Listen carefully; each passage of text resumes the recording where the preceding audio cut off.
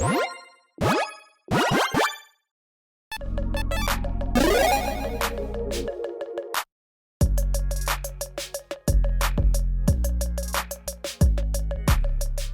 everyone, Mitch coming in once again from Not the Commander Score Studio. I appreciate all of your patience with me throughout this, and again, apologies for any audio issues. Again, there are some of those out there who really like, they call it Chill Mitch, because I can't exactly sound the exact same way in this setup than my normal studio, but I will be back to the studio someday.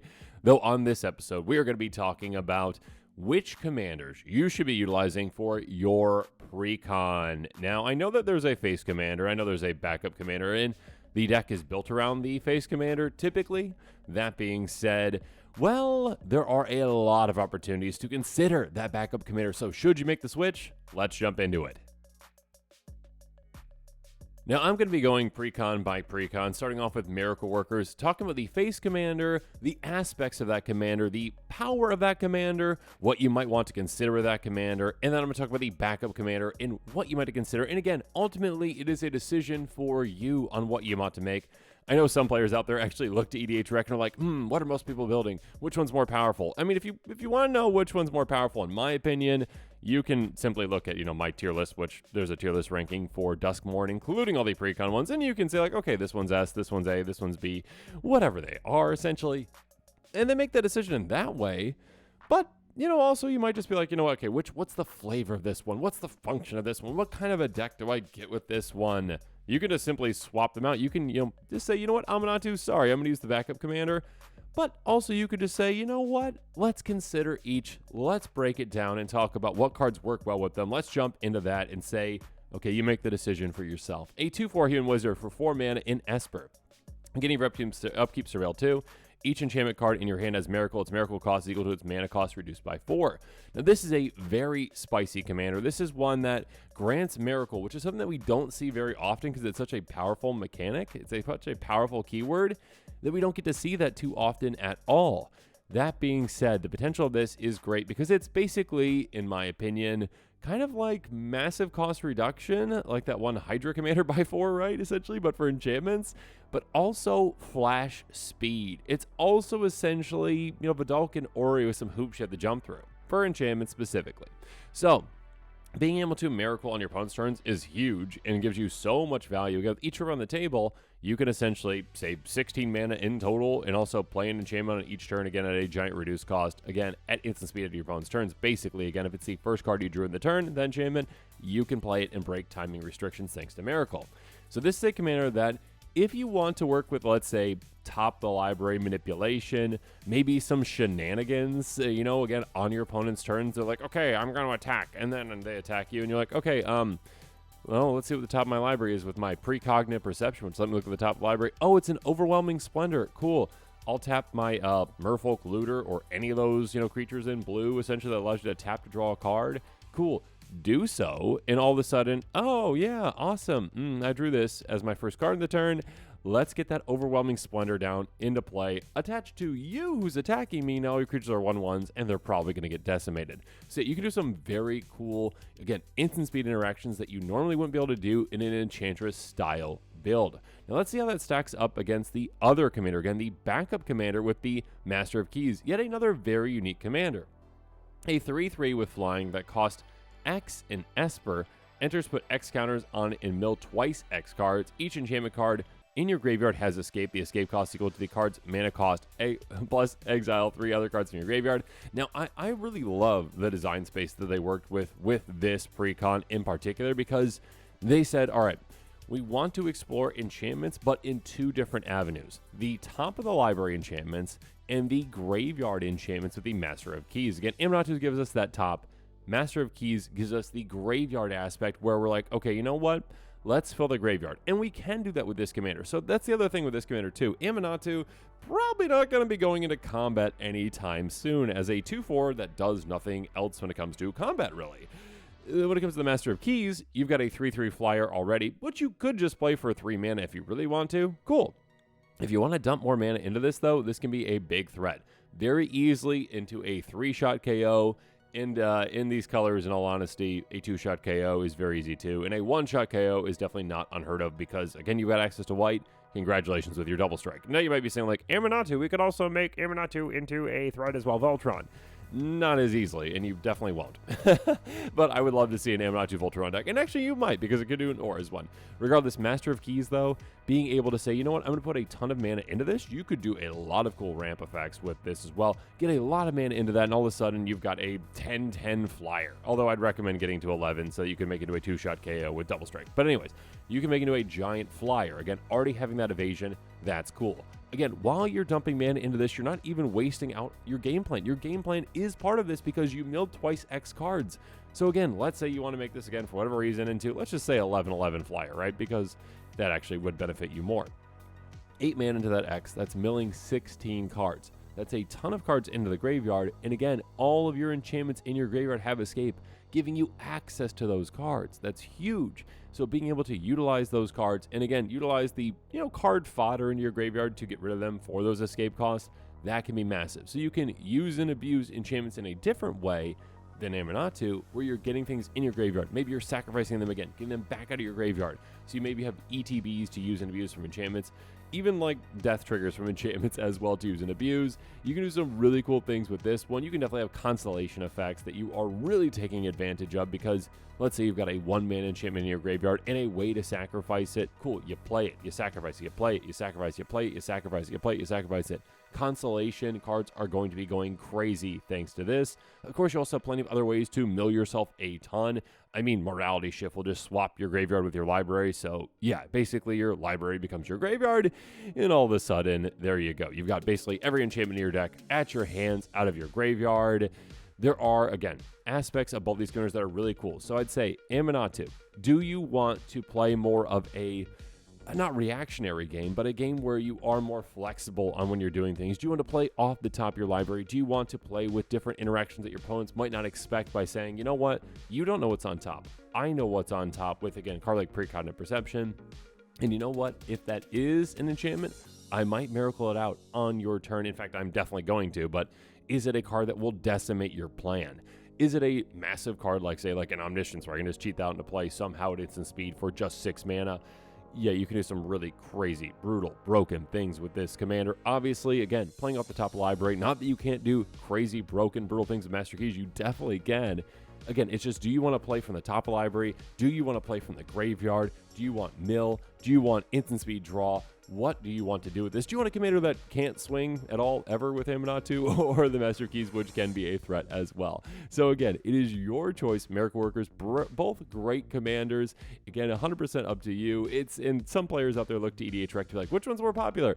It's kind of hard to tell because, again, essentially at this point, the face commanders were revealed much earlier than the other ones, but, both are great choices. So again, Aminatu, instant speed, enchantment shenanigans off the top, Master of Keys, graveyard filling, brutal amounts of value, and potentially brutal hits with this too. Next up, let's move on to Endless Punishment, starting off with the face commander for this one with Valgavoth. I always say that name wrong. I think I got it right that time. Harrower of Souls. I always add like an extra V, like Valvagoth. I don't know. Anyways, a 4/4 Elder Demon with flying, ward, pay 2 life, 4/4 mana in Rakdos. Whenever an opponent loses life for the first time during each of their turns, put a counter on Valgavoth, Hero of Souls, and draw a card. So here's what's going to happen.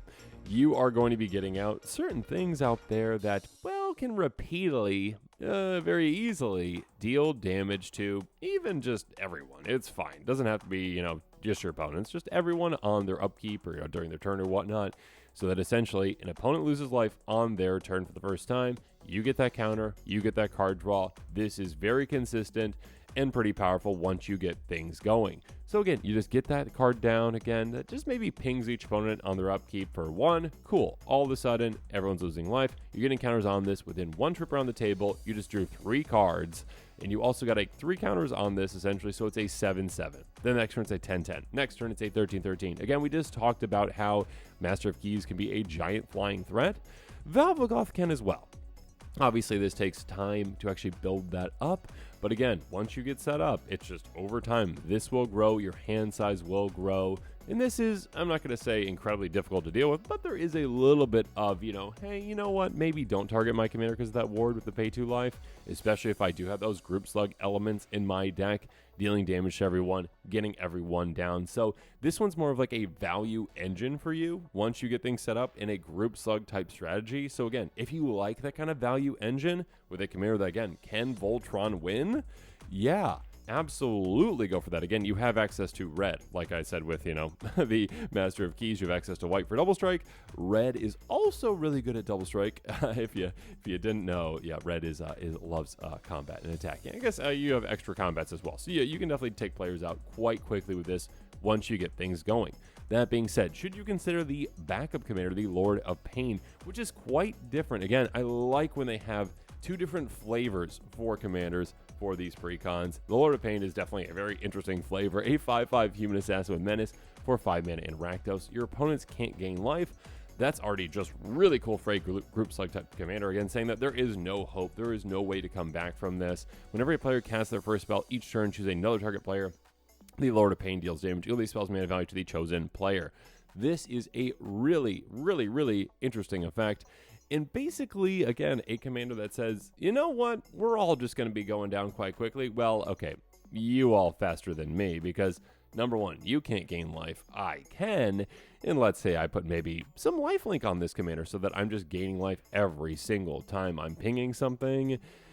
Yeah, this can go quite quickly. And again, this is the thing where you are choosing the fate of your opponents. Well, I mean, they can kind of choose it themselves. If they're the ones casting the spell, they can't be hit by it, but you can spread it around. And the spiciness of just at the end of the game where, well, ooh, I'm hitting myself with my Lord of Pain. But again, if you've got lifelink, you can basically prevent that. You can also go infect with this too. So this one's a little more, again, group slug oriented, I would say, when it comes to just like, let's get out all the damaging effects. Let's get out every single thing that we can do to just punish every player to get life totals down so quickly our opponent's heads will spin. Whereas when it comes to Valgavoth, this one's more value with, your group slug type strategy as well. So again, this one is more, in my opinion, value. Okay, again, 3 cards per each troop on the table. That's quite a bit once you're set up properly. Again, it just takes 1 card sometimes to actually get you there. And then also, there's your threat. There's your commander that turns into, again, a 3-shot, a 2-shot, quite easily a 1-shot KO commander once the game gets further and further along. Yeah, so again, do you want value? Do you want a lot of card draw throughout the game with minimal setup needed when it comes to maybe just getting even 1 card out that can deal damage to players on their turns? Or do you want more so just like pain? Do you want value or pain, I guess, is kind of the crux of this argument on which commander to consider. Value for the card draw with Valgavoth, pain for the Lord of Pain saying, hey, players cast spells, I deal out damage. Of course, I mean, damage doublers, damage triplers are going to be great with either of these commanders, especially with this one. Infect can be great with this commander as well. I guess it can be great with Valgavoth as well, since, hey, if I get Infect on my commander and I've done 2 trips around the table and gotten 6 counters on my commander, cool, that's a 1-shot KO as well. So I guess you can go Infect with either one. That being said, again, value versus pain, that's kind of the approach I would say with this. And of course, the decision is ultimately up to you. Next up, let's move on to Jumpscare, starting off with the face commander of this one, which is Duskmourn Mystery Unraveler, a 3/3 human wizard for 4 mana in Simic. Whenever a land you control enters Manifest Dread, if this is the first time this ability is resolved this turn, otherwise you may turn a permanent you control face up. And again, Manifesting Dread means, look at the top 2. One goes on the battlefield face down as a 2/2, the other in your graveyard. Turn it face up anytime for its mana cost if it's a creature card. But you don't need to ever pay that mana cost. In fact, this commander basically says, don't ever do that, because all you need to do is play lands. And Simic players typically are like, hey, you know what would be great? Playing lands. So this is a really unique landfall effect where, again, you are essentially cheating things into play. Now, just as little 2/2s, but with the potential of flipping it over, which is very, very easy for you to do. I mean, literally, you just play an Evolving Wilds, crack it, go get the other land, and all of a sudden, oh yeah, let's flip that. So yes, you can do some really crazy things with this one. Again, kind of like Aminatou, we can play around at the top of our library. Knowing what's on top can be great. We can just tutor certain things at the top of the library as well, or brainstorm things out of our hand on top of the library too. There's a lot of different avenues in these colors to manipulate, to ensure that we get the right things on top of the library, and then to get them into play. on top of, again, Zamone's actual ability to flip things over, which again just takes 2 lands in a turn, essentially, 2 landfall triggers, which is very easy for us to do. We've got plenty of ramp, obviously, and plenty of other ways to do it. And also bounce lands, all those things too. Ways to manipulate lands, we've got those handled. We've got all those handled. But we also have blink spells too. So just utilizing a simple blink spell like, Essence Flux, cool. We can 1 mana instant speed, just say, you know what? You see a little 2/2 right there that's face down? Well, I'm not really in the mood to actually get any more lands out into play, or maybe I can't, but essentially what I'm going to be doing is just flipping that thing over, and guess what? It's a Blightsteel Colossus. It's whatever giant thing that we have that we should not be able to get out for cheap. Again, kind of like Amanatu getting that cost reduction. Well, how about getting, Omniscience in play for free, essentially, right? Just play some lands, flip it over the blink spell, whatever you need to do, or just play 2 lands, you can flip it over. So this one is, again, kind of like top of the library manipulation, landfall, crazy cheating things into play value. If that's what you're looking for, great, Zamone is for you. Otherwise, we've got Kian Corrupted Memory, which takes a different approach. And again, I do appreciate when Wizards gives us 2 very distinct approaches to a commander deck that might have like a similar theme to them in a way, but also they are different. A 2/2 Illusion for 4 mana in Simic. Powers even, you may cast non-creature spells that add flash. Powers on, you may cast creature spells that add flash. Whenever you draw a card, put a counter on it. So they kind of like broke things up in this, which is pretty interesting, where like Zamone is, lands. And then Kian is card draw. I mean, it doesn't give you card draw, but that's like the 2 aspects of Simic, right? When it comes to like Simic players, like lands and card draw, cool, Tatiova. This one is, you know what? We can lean into that card draw. We can make Kian, again, into a Voltron-style commander, which is pretty interesting because, again, I kind of talked about how, well, we have the Master of Keys, who could be a Voltron commander. We've got Valgavoth, who can be a Voltron commander, and Kian, who can be a Voltron commander in a way as well. It's just interesting to see that, like, okay, I don't have all the precons, and we'll see in the last one as well. No spoilers yet. But, yeah, I mean, at least we're 3 for 3 right now, with each precon giving you, like, a Voltron win. So already, if you're like, okay, I want to swing with my commander, I want my commander to be a powerhouse, 3/3 Zamone, who doesn't have any keywords, is probably not the way to go. Kian, who whenever you draw a card, you can get a counter on it. Yeah, that can be pretty crazy. I mean, there's a turn where you can just swing with this. It could be a 2/2 to start, and all of a sudden, your opponent's like, I'm not going to block that. That's tiny. And then you just like wheel, or whatever you're doing with crazy things, and all of a sudden, and again, you can wheel at instant speed with this commander because of that effect of basically Vidal Canori. All of a sudden, you were like, oh yeah, this is 21 plus power. You're gone when it comes to hitting. So again, with ways to manipulate power, of course, there's card draw. And there's plenty of instant speed card draw. There's plenty, again, Merfolk, Looter type effects where you can just have things ready to kind of flip the switch on this commander. Again, it's basically like, okay, am I Vidalcan Ori for creatures or non-creatures? Oh, okay, I want the other one. All right, again, tap my Merfolk Looter, draw a card. Or use something like Ursapine, which can create, an extra power for this commander, or ways to get counters on this commander in other ways too. There's plenty of ways to actually manipulate that so we can actually flash things in when we need to. So again, this one's more trickery. This one's more, I guess both are trickery, but this is more like manipulation when it comes to, again, what the avenue for this deck is. Your opponents have to be wary of that. What is going to be happening? What's going to be flashing? And again, is going to be creature or non-creature? Do they have a draw spell? Do they have a way to draw on the board? Do they have a way to manipulate that power immediately so they can flash whatever they want in? Are they going to just demolish me with this commander who, yeah, maybe you need to get ways to get through, but we've got cards like Levitation to give it flying. We have plenty of ways to get this through. Yeah, in one shot. Or are they looking for their threats coming off the top of the library in those dread creatures, down 2/2s that you can flip up, again, either with this effect by getting landfall twice essentially, or again with a simple blink spell. So are you looking for, again, the commander to maybe be the powerhouse, the heavy hitter for the deck with Kian? And of course you can flash in some giant things as well, of course, and also just utilize this for value. Or are you looking for Zamone, who's like, I'm going to bring the power off the top of the library. I'm going to cheat things into play essentially, and I'm going to flip them over unexpectedly. Again, face commander, backup commander, both are great distinct options for you. Just pick the one that feels right to you. Okay, so for the final precon, Death Toll, we've got 2 commanders that, again, are very distinct. Wizards, I think, did a great job at saying, you know what, we've got 2 very different commanders. Depending on what players want to play these, which one players want to play those, we give options, which I think is perfect. A 2/5 human warlock with Death Touch for 4 mana in Golgari. When it attacks, mill 3 cards. At the beginning of your end step, you may exile any number of cards from your graveyard with 4 or more card types from among them. If you do, put a permanent card from among them on the battlefield, put down a counter on it. Now, this commander kind of takes some of the aspects of other commanders that we've talked about so far, but makes it its own. And also, when it comes to cheating things into play, yeah, Duskmourn can definitely do that. You need to set up the top of your library to do so, and that's great. I mean, you don't need to, you can also just get lucky by hitting something good too. That being said, with this one, if we set up our graveyard in that way, we know what we're going to hit. Again, if you cast something like Morality Shift, like I talked about earlier, with, the Master of Keys, a card that just lets you swap your graveyard with your library, all of a sudden you have got access to everything, and yeah, you can exile some things and cheat something giant into play. Now, I would say this is the riskier commander of the two, in a way, where, again, you are graveyard dependent with this one. You are wanting to mill yourself, and also, again, this is riskier in that if you are utilizing your commander for that mill too, you're throwing your commander into combat. And like I talked about earlier, each of the ones we talked about so far, yeah, 3 of them were like, hey, you know what? I'm not all about combat. I'm a 2/4. I'm not going to be swinging all that much. This one's a 2/5. Sure, it has Death Touch, but also you're sending your commander into danger to get that attack trigger.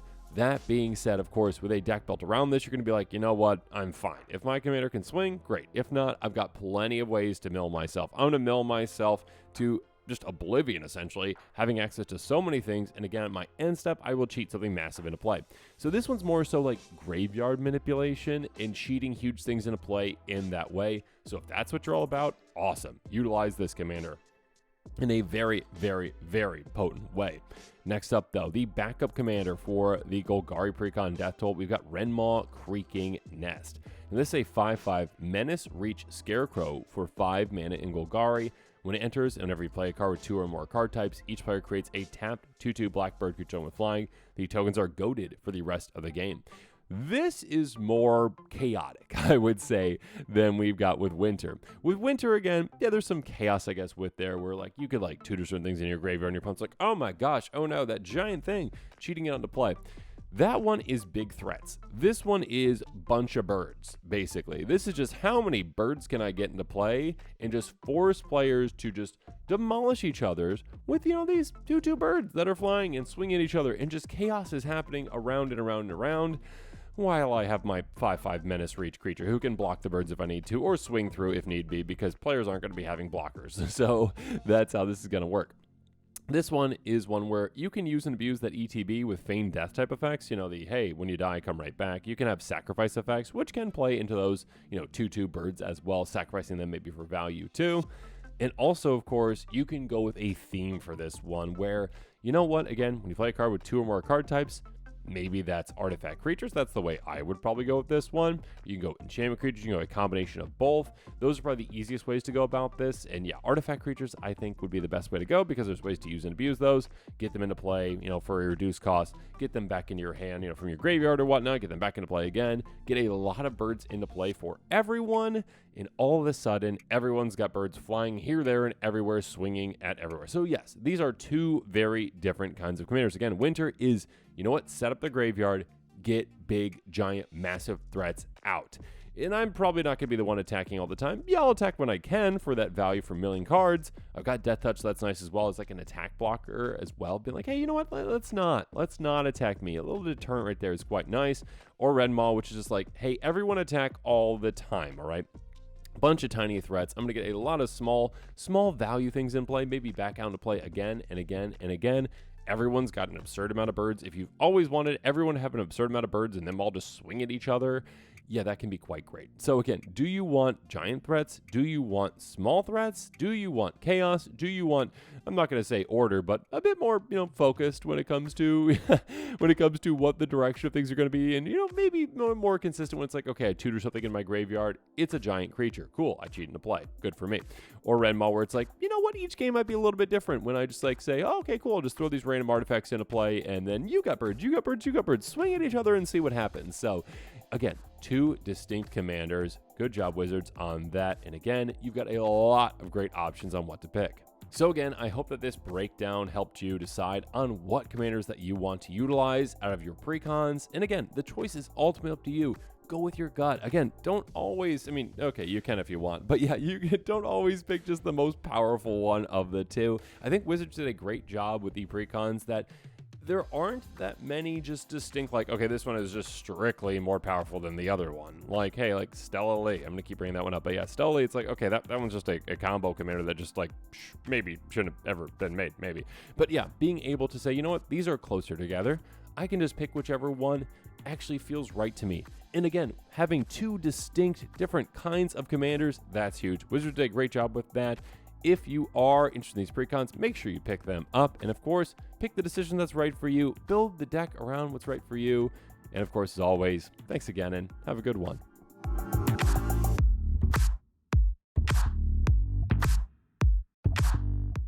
This show and episodes like this one are possible thanks to viewers like you. If you're looking for an easy way to help support this show, make sure that you like, share, and subscribe. Also, hit that bell notification icon so you don't miss any new episodes. You can also go check out our playmats and other merchandise at thecommandersquarters.com. We also have a ton of brand new t-shirt designs in stock, so make sure you check out those as well. Another easy way to support this show is with our TCG Player affiliate links. So whether you're buying a deck or individual cards, you can use this general link right here or one in the description. And the final way that you can support this show is by supporting us directly by becoming a patron. There are many benefits to being a patron, and I truly couldn't do this without all of their support.